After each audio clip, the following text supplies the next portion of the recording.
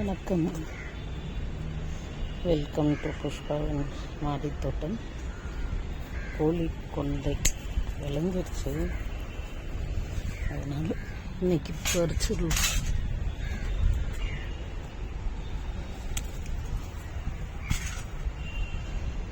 அப்படியே சீட்ஸு கொட்டு பல்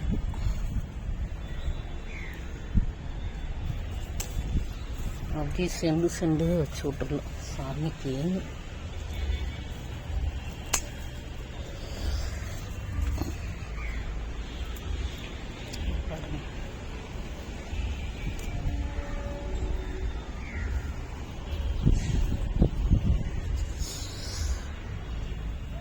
தட்டு உள்ள வருது.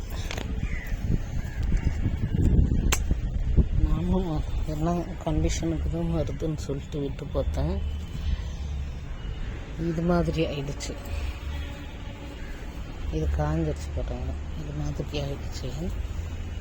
அதனால் பறித்து சாமிக்கு வச்சுருவோம். இவ்வளோ நாள் வளர்த்ததுக்கு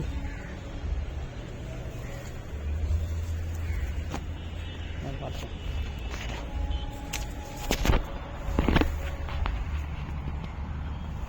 தட்டு வந்துருச்சுங்க, இன்னும் கொத்து இருக்கு.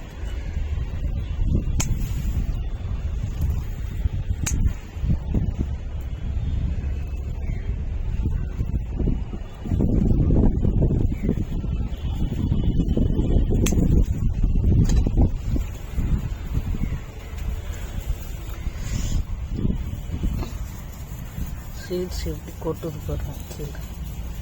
இதெல்லாம் நெக்ஸ்ட் இயர்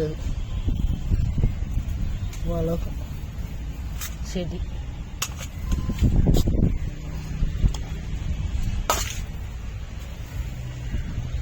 இன்னும் ஒரு அறுவடை இருக்கு. இந்த நீட்டு பச்சை மிளகாய் வளர்த்துருச்சு, பறிச்சிடலாம்.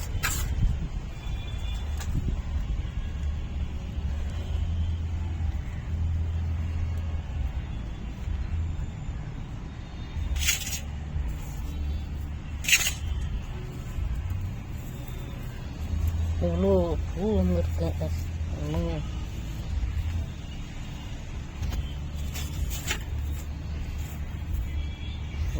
வண்டு பாருங்க.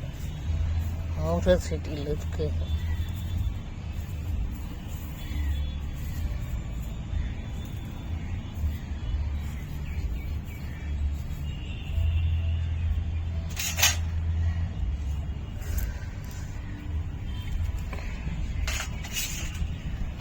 சீட் சேர்ந்து கொட்டிட்டு பாருங்க. கோழி கொண்டை பூ சரியான கியூட். சாமிக்கு அப்படி இப்படி ஒரு கொத்து சொல்லி வச்சிடும். விதையாக கொட்டிக்கிட்டு இருக்கு பாருங்க. அப்பா பயங்கர சீட் சொல்லு செடி கொட்டுது பாருங்க. பல அப்படி அப்பா சரியான சீட்ஸ்.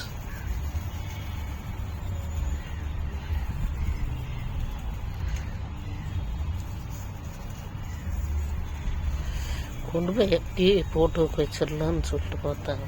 இங்கிட்டு வேஸ்ட்டு கொட்டிக்கிட்டு இருக்கு, அங்கெல்லாம் கொட்டின்னு இருக்கோம் வேஸ்ட்டாக.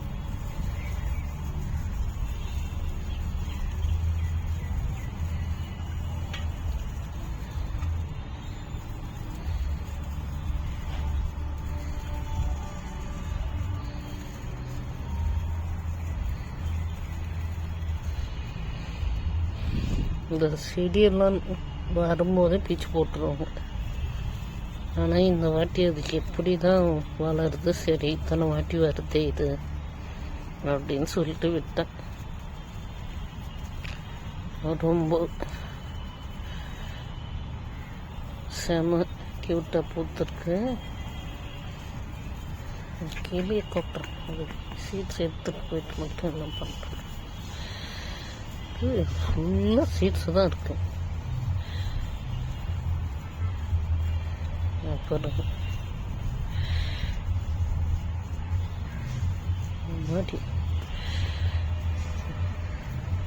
வெளுத்தரிசி பூ பார்த்தீங்கன்னா கொஞ்சம் லேட் ஆயிடுச்சு.